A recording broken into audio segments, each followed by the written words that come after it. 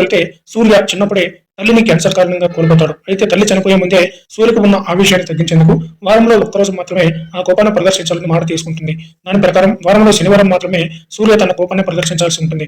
వారం మొత్తం జరిగిన అన్ని విషయాలను బేరీజు వేసుకుని శనివారం నాడు ఆ కోపం ప్రదర్శించాలా లేదా అని ఫిక్స్ అయ్యి దాని ప్రకారం ముందుకు వెళ్తాడు. ఇలాంటి సమయంలోనే సూర్యకు ఒక గొడవలో చారులతో పరిచయం అవుతుంది. మొదటి చూపులోనే ఆమె మీద ఇష్టం ఏర్పడుతుంది. అయితే ఆమెకు వయలెన్స్ అంటే అస్సలు ఇష్టం ఉండదు. అయితే ఆమె సూర్యతో ప్రేమలో పడిన తర్వాత తన శనివారం సీక్రెట్ గురించి ఆమెకు చెప్పేందుకు ప్రయత్నం చేస్తున్న సమయంలోనే అనుకోకుండా ఒక షాకింగ్ సంఘటన ఎదురవుతుంది.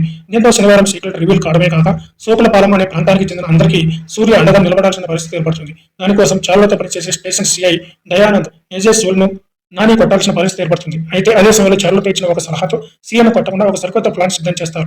దాని ప్రకారం దయానంద్ సోదరుడు పొలిటికల్ లీడర్ కూర్మాచలం వద్ద దయానంద్ను విలన్ చేసే ప్రయత్నం చేస్తారు. అయితే చారులత సూర్య కలిసి వేసిన ప్లాన్ వర్కౌట్ అయిందో శాడిజానికి ప్యాంటు షర్ట్ వేస్తే ఇతనే అనిపించే సిఐ దయానంద్ను సూర్య చారులత ఎలా ఎదిరించారు, సోకులపాలెం ప్రాంత ప్రజలు